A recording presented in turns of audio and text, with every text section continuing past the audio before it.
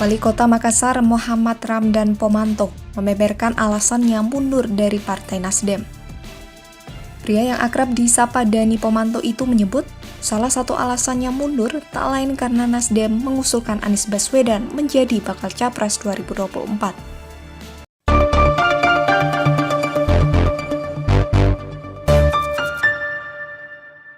Oke, berjumpa lagi dengan Om Ben. Salam seger waras. Semakin hari, Partai Nasdem makin banyak ujiannya. Dan sepertinya tak henti-henti ujian itu. Persidangan kasus dugaan korupsi Menkominfo yang berasal dari Nasdem baru dimulai. Lalu, Pak Yassin Limpo, Pak Syahrul Yassin Limpo, belum lama dipanggil KPK untuk dimintai keterangan soal dugaan kasus di Kementan. Sekarang muncul berita lagi, Pak Deni Pomanto, Wali Kota Makassar, mundur dari Nasdem. Dan bukan hanya dirinya yang mundur, tapi juga istri dan anaknya. Mundurnya keluarga Pak Deni Pomanto makin menambah daftar panjang. Beberapa pejabat kepala daerah dan keluarga mundur dari Nasdem. Ada Bu Eri Egahni, anggota Komisi 3 DPR RI, yang istrinya Bupati Kapuas Kalimantan Tengah, Pak Ben Brahim S. Lalu ada mantan artis Sahrul Gunawan, yang wakil Bupati Bandung. Kemudian keluarga Bu Siti Rohmi Jalilah, wakil gubernur NTB. Mereka semuanya mengundurkan diri dari Nasdem pada tahun kemarin dan tahun ini. Mereka mundur bukan kemudian tidak berpartai, melainkan mereka pindah parpol. Bu Siti Rohmi, yang adik kandung Tuan Guru Pajang itu, mengikuti jejak kakaknya, pindah ke Perindo. Mas Sahrul Gunawan merapat ke Golkar. Sementara Bu Eri Egahni konsentrasi menghadapi kasus hukumnya. Lantas apa yang membuat Pak Muhammad Ramdan Pomanto, nama lengkap Pak Dani Pomanto, mundur dari Nasdem? Beberapa informasi yang beredar, dirinya mundur dikarenakan ingin mendukung Pak Ganjar Pranowo sebagai capres. Sementara kita tahu, Nasdem mengusung Pak Anies sebagai capres. Ini makin membuktikan di kalangan elit politik daerah banyak yang tidak menyukai Pak Anies. Yang kayak gini mestinya difahami jajaran petinggi Nasdem, terutama elitnya.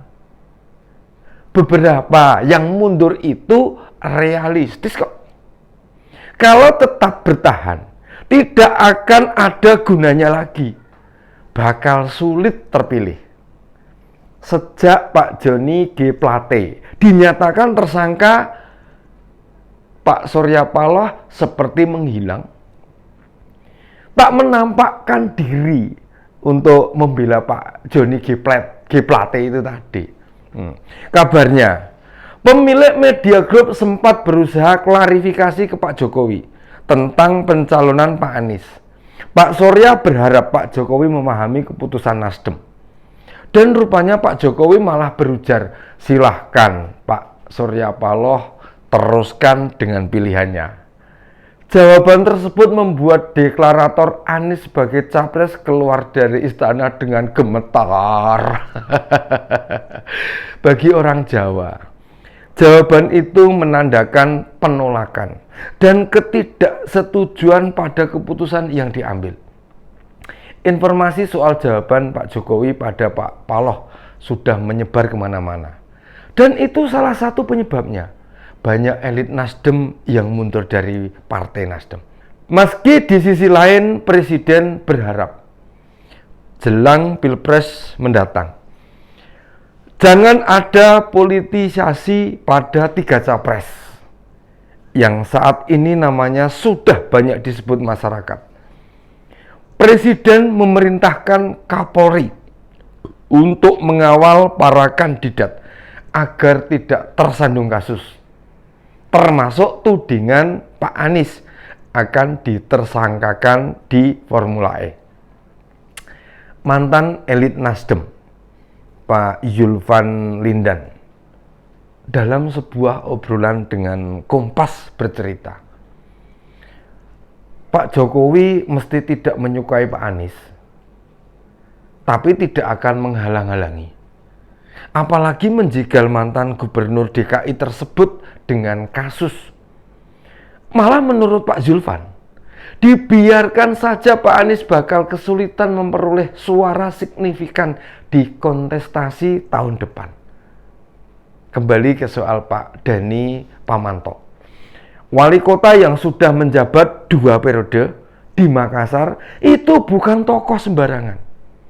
Bahkan waktu mau jadi wali kota kedua kali, tidak ada yang berani melawan dirinya.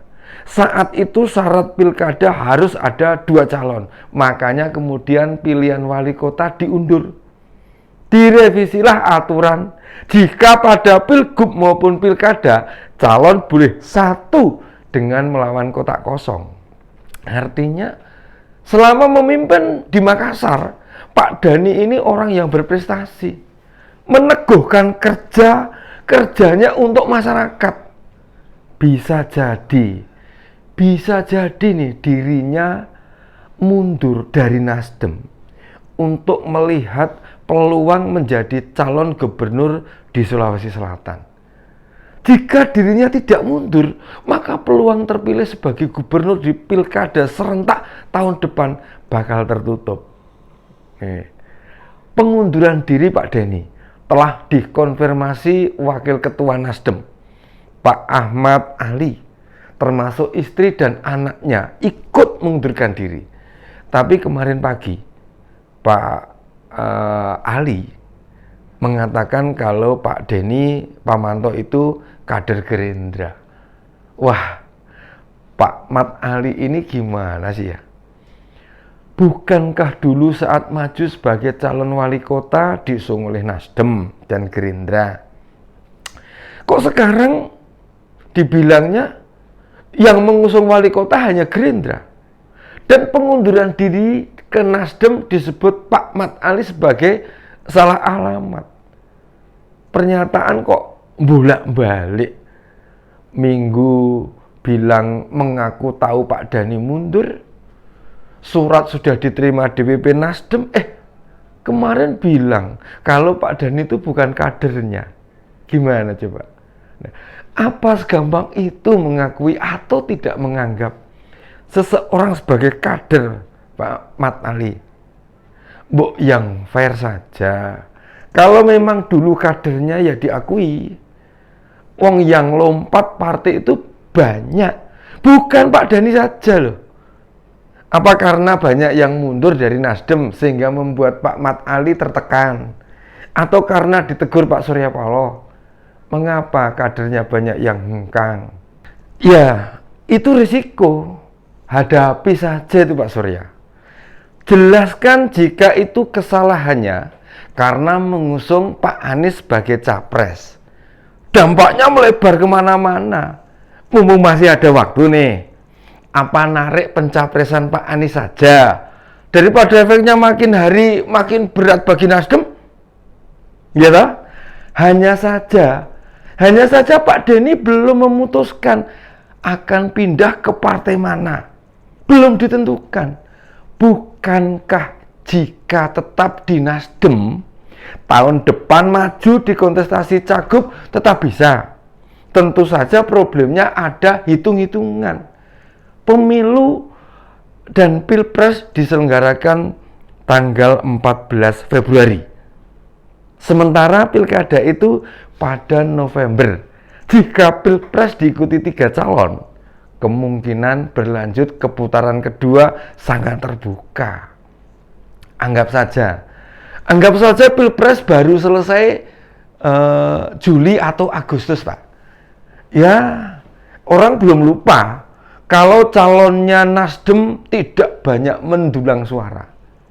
Daripada nanti di Pilgub Pak Dhani tidak terpilih, lebih baik pindah mumpung masih ada waktu. Tuh, nih, sudah banyak Pak, sudah banyak partai yang menghubungi Pak Dhani untuk merapat.